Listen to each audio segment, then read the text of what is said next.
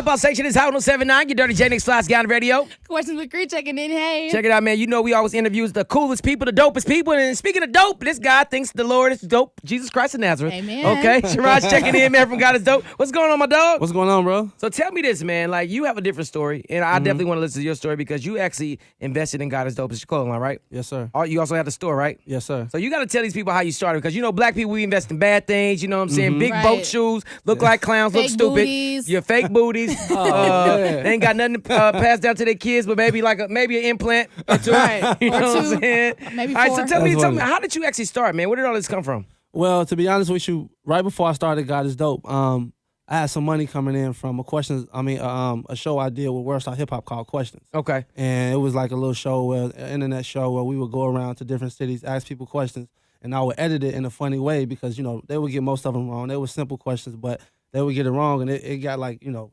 every episode right now I got like 8 to 10 million views on YouTube. Wow. I think I was watching some of those. Yeah. So it went crazy. So I created 2 seasons of that with World Star Hip Hop, and I was literally like broke. You know what I'm saying? I had like a $12,000 check that was supposed to come in from that show, and I went to reach out to a celebrity that I knew because I was trying to change my mind state and say, okay, instead of working for these celebrities, let me start trying to partner up with them. You know what I'm saying? Because they got money. You know what I'm saying? So they got a lot of successful businesses. So if I can partner with one of them, you know what I'm saying, with my ideas and they Switch it up a influence, little bit. yeah, we can probably, you know, see some leverage. I mean, see some, you know, some shake. So that didn't work out. You know what I'm saying? So the money I got, I put into I put that $12,000 into the first to get the production going on. You know, the shirts. It was 5,000 shirts, $5 a pop. So it was like roughly 25,000. So I swiped my American Express for the other half. You know what I'm saying? Thank God it went through. So the shirts came in. I was living in the Bluff at the time. You know what I'm saying? When the Bluff for what? Some Arkansas Pine Bluff? Yeah. Or the Bluff in No, Atlanta? the Bluff, Atlanta. Oh, yeah, good luck. Yeah. You know what I'm saying? I was living over there. Well, GodIsDope then got you up out of there Yeah, he because got there's a me lot up of out dope of over there. It's a lot of- and not that much God. No, not at all. It's the The Lord needs to go over there. Look, That's Curtis Snow is real. He For really real? over there. Yeah, okay, yeah. Jesus, come on, bless them people over there in the Bluff, man. Go over there, walk, come down, and resurrect. Okay, do something. So I'm over there. You know, I'm bringing in the shirts. You know what I'm saying? And I had all this anxiety because, you know, my plan was to throw it on the celebrity that I was supposed to partner with, and it was just supposed to get out of here. Take off, yeah. Yeah. So I mean, we just had to, you know, just rethink the whole plan. I got a couple of my cousins from college. You know what I'm saying? And they friends. And I said, man, look, I got 5,000 shirts. I really don't even want to make no money. I just want my money back. You know what I'm saying? So if y'all selling for 10, y'all selling for 15, it's cool. Just give me $5 from each transaction. Right. You know what I'm saying? So that happened. And, you know, within the first week, within the first 2 days, they was coming back after selling 50 shirts. So I'm like, okay, let's structure this a little bit So different. you learned from the Bluff. Yeah, I learned from the Bluff. Yeah, definitely. So we in there, and I'm like, man, every shirt y'all sell, I'm going to give y'all $5. I'm going to take $5, and we're going to put $5 back into the business. Right. And we just kept rotating it like that. We went to Clark, Atlanta, Spelman, Morehouse, and it just popped. You know, one thing led to another. I got a billboard. I opened up a store. I just kept reinvesting the money in the brand. Wow. And, you know, here we are today. You know, we doing crazy numbers. But where did the brand come from? Like, where did you get Just- GodIsDope? Like, Well, we got God. I mean, it's we just get like GodIsDope, but I'm saying it's just like he a put it cool on way a to. shirt and- It's kind of like a cool way to like. I had the website for a while. I'm like a website hoarder. You know what I'm saying? When I realized like those 3 words together was available, I was like, Right. yo, that's kind of, you know, that might work for something. Right. Whether it be just a blog or Right. you know what I'm saying, a show or something. And I put it on a shirt, and people was just reacting. You know, like everywhere I went, I was just wearing it in the airport. Everywhere people would react. So it was just like a cool way to bridge the gap. And I always knew, I'm like, man, I be seeing like, you know, religious shirts, but it's always kind of corny. Right. You know what I'm saying? It's never like something that I would wear. That's hip hop. cool. Exactly. Right. I was like, so if I can make that work, I think I can get people outside of the everyday Christian, you know what I'm saying, to wear it.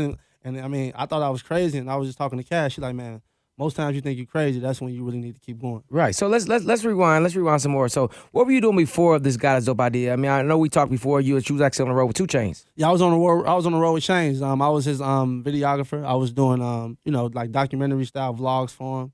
And before that, I was, you know, taking pictures in the club. You know, I have my own nightlife company out here. And what was that called? Club Nation, ATL Exposed. Okay. Yeah, I was, you know, I was shooting some of your stuff. What was that? Back in how long Club was that? Miami. It was 2009. God, don't even say it. Club 2000. Don't worry about it. Club Miami. 2000. Threw Don't me worry rock. about it. That was That's like when I be hearing people talk about Kaya. FDU. Yeah, man. That makes me feel hot when I hear like older cats talk about Kaya. Be like, boy, yeah, I ain't never even seen Kaya. You heard of Kaya Cree? Nope, because you're 12. Okay. Jay, So let's go. So what happened? So what made you like say, you know what, it's time for me to, you know what I'm saying, break away from working with change. You know what I'm saying? Because I know you probably learned so much and got so much experience, just been on the road and all those opportunities. What made you be like, you know what, it's time for me to invest in myself? I think what happened was, you know, I remember when Shane, he had surgery on his foot. Right. I was kind of expensive as his videographer. You know what I'm saying? Right. Like traveling with him and you know, I just think it got to a point where it just didn't make sense to keep me on payroll because he wasn't doing as much as he was before. Right.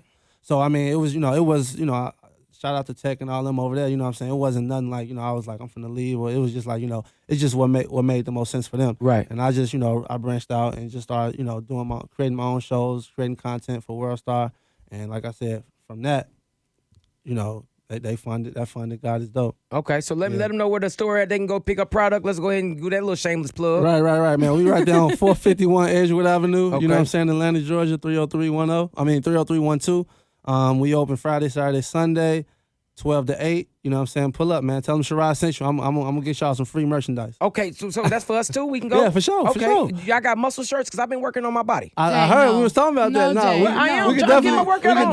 we definitely got some dry fit coming. Man, appreciate it. We See, got some look dry at me. fit God is coming. dope. God is dope. Okay, God is dope. Chill out. Okay. Okay, Jay. We got some- But still, you can't be showing pecs in a Okay. God shirt. Oh, yes, I can. No. Jesus had abs. You don't even know. He had a robe on, so you didn't know. So have y'all been even like looking into like plus size and stuff like that? Because I know a lot of the big fellas. Yeah, bro. You know what? It's since we started, we haven't really consistently carried anything over XL. But I was talking to you know, my factory manager now, and we should have probably 2s and 3s. Two and 3X probably within the next month. I know a couple 5s that might just need a special order. Oh man, Security five. guards. I'm just telling the truth. They want to Who you know represent that's a God five? Who you know that's a too. five? Have you been to the club lately?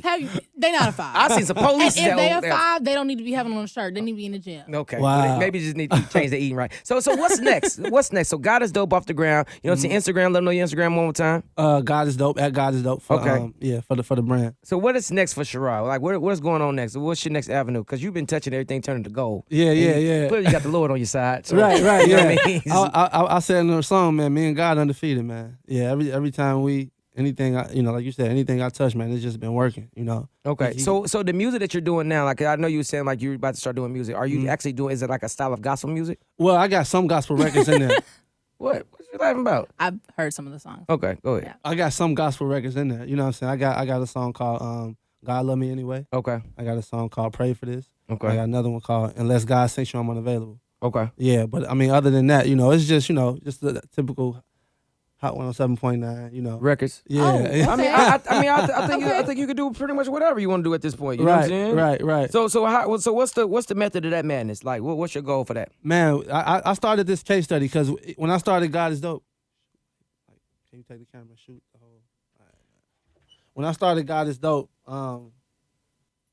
a lot of people was telling me that it only worked because I used God's name. You know what I'm saying? And was kind of like, you know, taking a lot of credit away from, you know, just my mind. And I was like, nah, it's, you know, God definitely had a role in it. You know what I'm saying? Because obviously, and I'd be foolish to think otherwise, but, you know, I know God also gave me, you know, a brain, you know what I'm saying? And he gave me a lot of insight to think outside the box. So I was like, I'm going to try something that I've never tried before. Right. You know what I'm saying? I never had any history singing. I never had any history rapping, but I got business sense. So I'm like, okay, if I can apply this business sense into music, let's see what can happen. You know, so I said, okay, I'm going to do a case study. I'm going to document every step of the way, which was also a form of marketing. Right. You know, just getting people involved where it's like they feel a part of it. Right. Man, so I gotta support. I gotta share this, you know, because I'm following him when he only got 38 followers or 300 followers. So it was like, you know, just basically creating a team.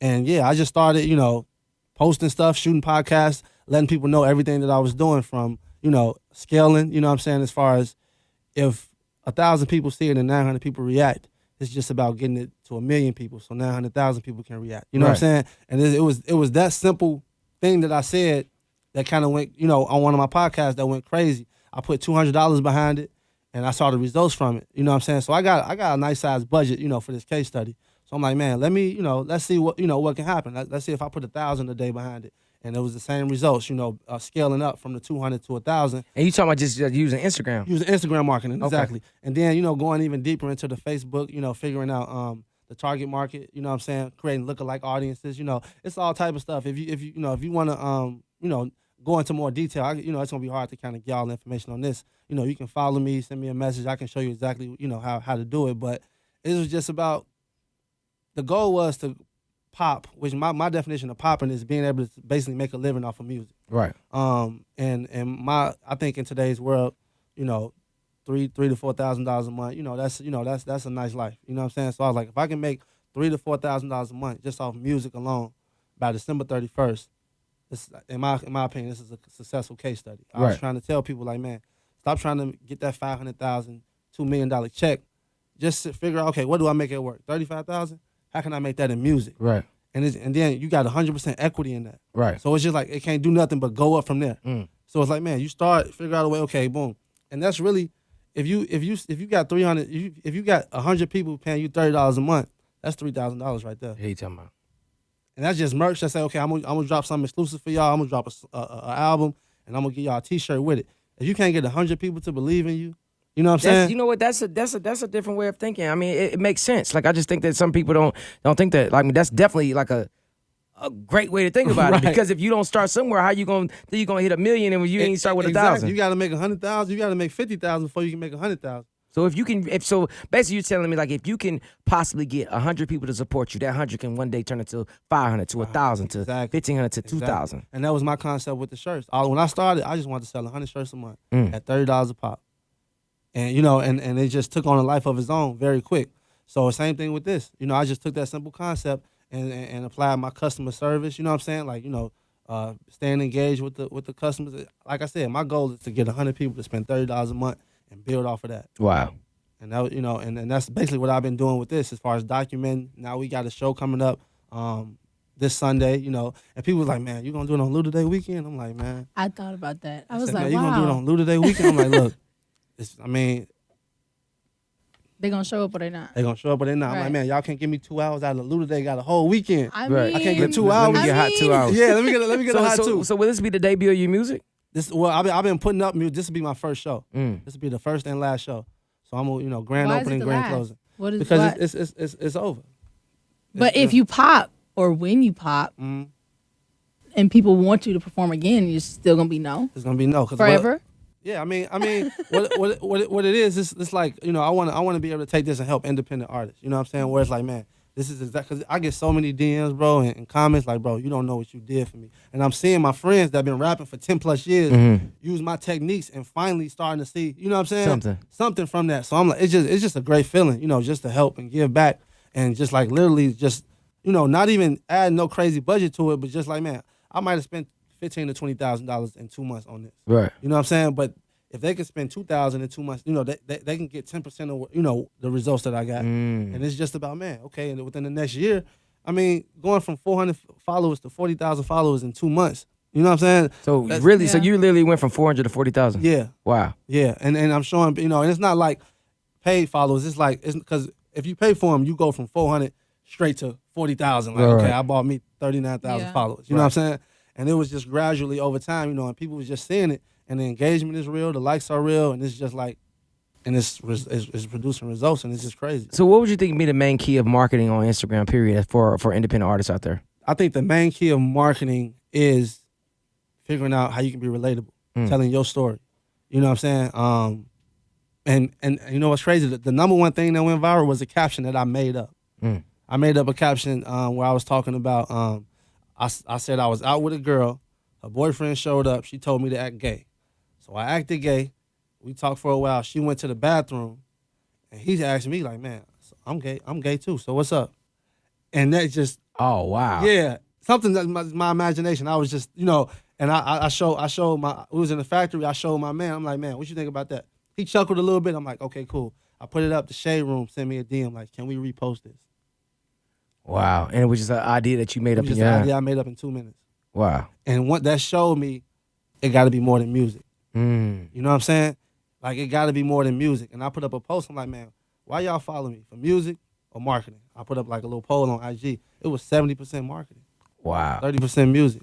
And I'm like, okay, like that's another thing. Like, it needs to be something more. Like, you got to have something. And I just tell my story. I'm funny. You know what I'm saying? I be doing I got a song called, F her twice. You know what I'm saying? It's, you know, it's me and the BBW in there, and it's like a montage of me dancing with her. Right. You know, it's that went viral. You know what I'm saying? It's all over. You know, everybody pages and stuff like that, to the point where you kind of know it's viral when I ain't even tagged in it. Wow. You know, and it's like, and it's been screen recorded so many times to where you can't even make out who it is, because it's so blurry. It's just like you just hear the song and you know it's some skinny dude and the BBW. Right. And they half naked going crazy. I ain't mad about that. Yeah, man. Man, so let them know your Instagram so they can follow you, man, and all your antics. Yeah, man. Follow me at SharodCantSing. You know what I'm saying? You know, and like I said, man, hopefully, you know, I'm gonna still probably, you know, just start giving information. I don't think I'm gonna really, you know, do no songs and stuff like that, but I'm gonna still try to help people out. Whatever, man. Wait. So no more music?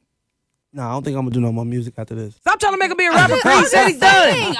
He said he's done. God is dope. I get God is dope, but I'm saying Sharod can't sing. That I saw You it don't take wanna sing no off. more. He So just I said he want- can't sing. I just want more to see. What You wanna else see he more? has.